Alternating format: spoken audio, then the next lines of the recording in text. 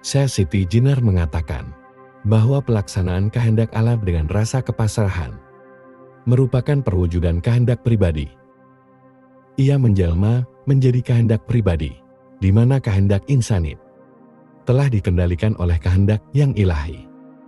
Dan itulah yang disebut sebagai adi manusia dalam pupuk ketiga dan Nanggola.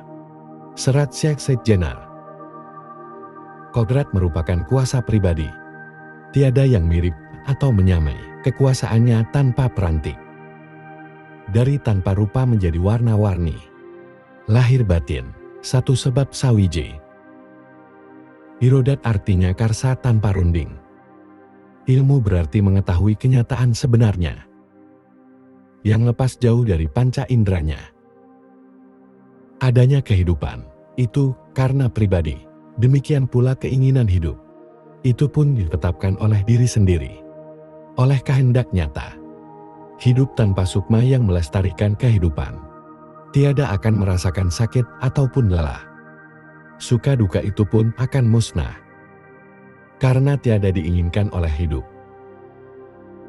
Berdiri sendiri menurut karsanya. Dengan demikian, hidupnya kehidupan itu sesuai dengan kehendaknya. Syekh Siti Jenar terang pandangannya. Disinilah terletak semua daya kekuatan rohani dan spiritual yang mengantarkannya kepada makrifatullah. Karena daya dari Sang Pangeran. Dengan hati tersebut, jasad melangkah penuh daya kekuatan hidup dan kekuatan yang paling prima, sesuai dengan kehendak Allah. Sehingga dalam diri seorang sufi harus terpadu antara kekuatan spiritual dalam bentuk hati yang tentram, bahagia dan tenang. Merefleksikan sifat asma Allah dengan semangat menegakkan kebenaran di muka bumi sebagai khalifahnya. Syekh Siti Jenar sebagai tokoh utama Subisme Islam Jawa menentang upaya pembatasan pengajaran tasawuf hanya untuk kelompok strata masyarakat tertentu. Ia mengajarkan Subisme kepada seluruh lapisan masyarakat, yang akhirnya melahirkan tuduhan bahwa ia melakukan pelanggaran adab rohani dalam bentuk minyak warana atau membuka tabir rahasia Tuhan. Namun Syekh Siti Jenar tetap mengajarkan hakikat kebenaran, walaupun ancaman kematian itu mengintainya. Oleh karena itu, semakin jernih keadaan batin seseorang, semakin detail dan dalam pula pemahamannya akan Allah dan Rasul-Nya.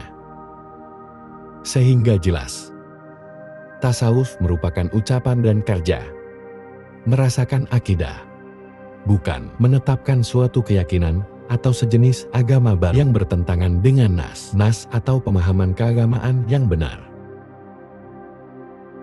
Dan juga tasawuf adalah ilmu yang dibutuhkan oleh setiap manusia dan meliputi seluruh manusia. Hanya saja memang sebagian memiliki pemahaman mendetail terhadap beberapa nas, dan sebagian yang lain dapat menangkap rincian sejumlah makna nas yang tidak dapat dipahami oleh orang lain. Sedangkan Syekh Siti Jenar merupakan tokoh yang sanggup membahasakan nas kitab suci dan sunnah dalam bentuk bahasa Jawa, yang menjadikan ajarannya lebih mudah diserap dan diterima oleh masyarakat yang umumnya masih awam. Syekh Siti Jenar, beliau menyatakan, adanya Allah karena zikir-zikir membuat lenyap zat, sifat asma, dan akal yang maha tahu. Digulung menjadi antaya dan rasa dalam diri. Dia itu saya timbul pikiran menjadi zat yang mulia.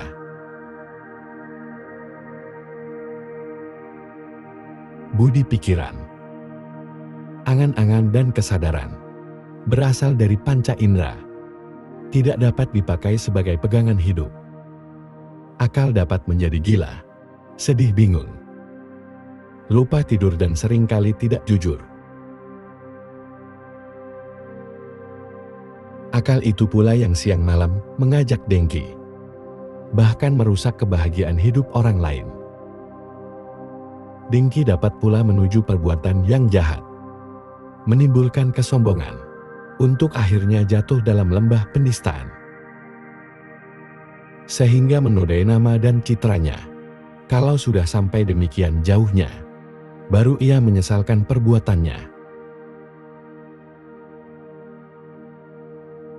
Menurut Syed Siti Jenar, hati dalam tradisi bangsa Arab hampir sama dengan budi, pikiran angan-angan, serta kesadaran yang satu wujud dengan akal. Tentu saja akal di sini berbeda dengan akal pikiran. Menurut bahasa Arab, sebelumnya Immanuel Han, beliau berpendapat bahwa argumen yang berdasarkan akal bisa salah jika tidak dipimpin Tuhan.